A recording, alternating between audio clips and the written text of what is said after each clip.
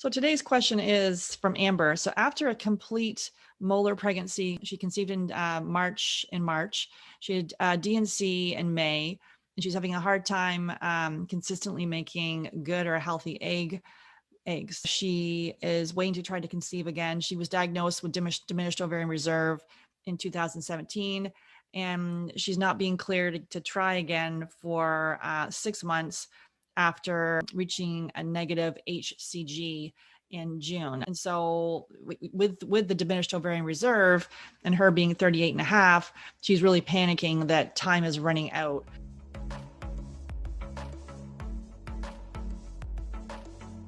Hey there, welcome to Ask the Fertility Experts, a daily Q&A show where we'll be answering your fertility questions. I'm Sarah Clark, founder of Fab Fertile. We specialize in low AMH, high FSH, diminished ovarian reserve, and premature ovarian insufficiency or failure. I will be joined by Dr. Tabatha Barber. She is triple board certified in obstetrics, gynecology, menopause, and functional medicine. If you have a question, simply go to Fab Fertile Inc.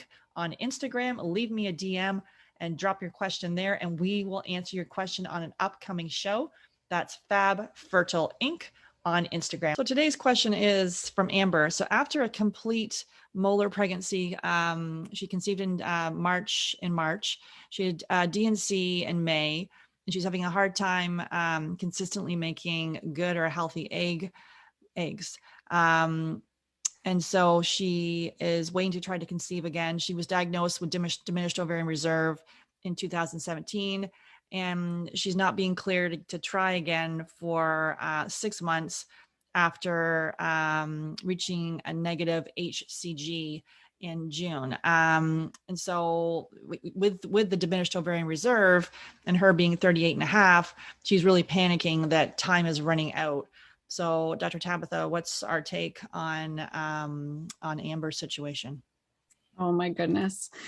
Amber's definitely, in a difficult situation, but here's the truth. She needs to wait. It's super important when you're dealing with a molar pregnancy to make sure that HCG level is back down to 0 and that you get clearance from your physician, because you can get a neoplasia. You can get a cancer from this. And it's very difficult to discern whether that has developed or you have a normal healthy pregnancy developing if your HCG goes up and you've been trying to get pregnant. So, the recommendation is you're using birth control and you're completely avoiding any possibility of pregnancy until you get that clearance. It's really important for her health, for the health of her, next baby. So as much as I feel for her, because you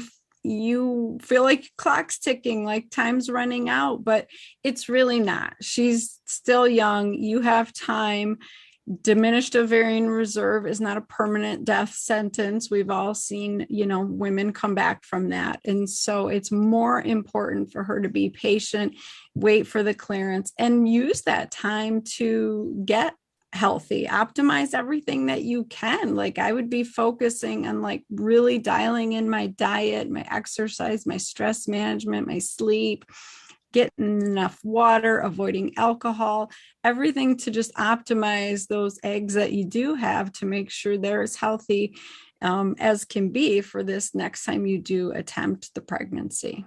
Yeah, and it's hard in times of uncertainty where you feel like things are out of your control. And so it is to look at those things that are in your control, the diet, the lifestyle, the hashtag self-care, but that stuff really is important to be able to lean into as it's not in this panic. How do you go into each day sort of moving along? So you're not like breakneck speed, but you're at this stage kind of taking a step back to take a giant leap forward by making those foundational changes.